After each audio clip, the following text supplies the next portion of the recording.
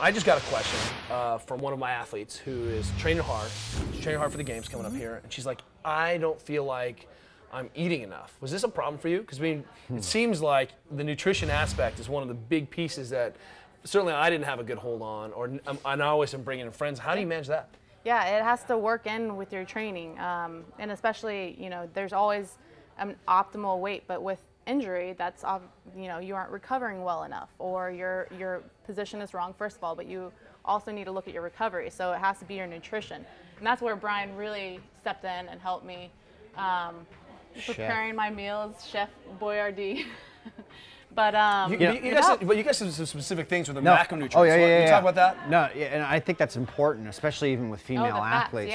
Is, you know, it's not that Erin understands clean eating, understands how to eat healthy, all of that, and that's not that was not what I walked into. I was eating paleo. We walked into a very, very optimal situation, but where things start to go wrong is where athletes don't understand macronutrient ratios and what should happen. And for the most part, what most people understand in programs is we need more carbohydrate sources. And it's not that we avoid carbohydrate sources, but no, you don't need to, but you don't need to up them to high levels. In fact, upping them to high levels can cause many issues. But what we can do is we can bring those fat levels up higher, because that fat becomes a buffer. And this was the main thing we saw with Erin. And this is a very typical thing we see with female athletes, and even when they're training at this level and this high. And one of the biggest signs you see is like menstruation cycles. They just don't even get them. They're almost void of fat in their diet.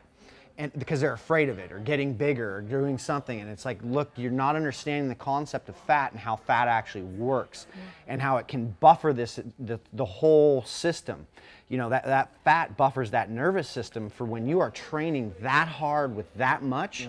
You get into this cycle where you need to buffer that nervous system. One of the things that I saw, I think right after you'd won World Championship, and you set American history by winning the first ever Paris medal. You literally, like, someone was like high-fiving you, and one of the younger kids was handing you like a meal replacement shake and a banana, and you're like, woo, we just said American history, and you were already thinking about the next thing. Was that piece of advice, is that nutrition aspect of this is as important as the training piece for you?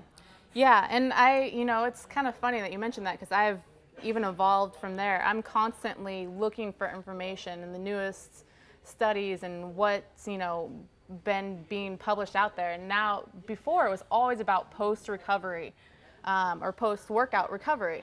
And now what we've found out is it's actually pre-workout. If you don't let yourself get to that depth, you know, you don't want to go into a workout or training fasting, because it'll be harder for you to boost back up. Yeah, because this is what most of the studies were done that were showing post-workout nutrition, is that they were actually done in fasted states. So you are, of course, going to make a huge gain afterwards. But if you're not in that fasted state, they're just not seeing. So it's all about that pre-setup. So yeah, that's interesting that you brought that up about 2009, and you know, here we are, 2013, and yeah, I don't really do much post-workout recovery anymore. It's all about making sure that I'm fueled and ready for the workout. You know. But nutrition is number one. That was the piece that you this felt is the like foundation that really allowed you to work as hard as you could. Oh yeah. Oh yeah. And no, she's eating at that level.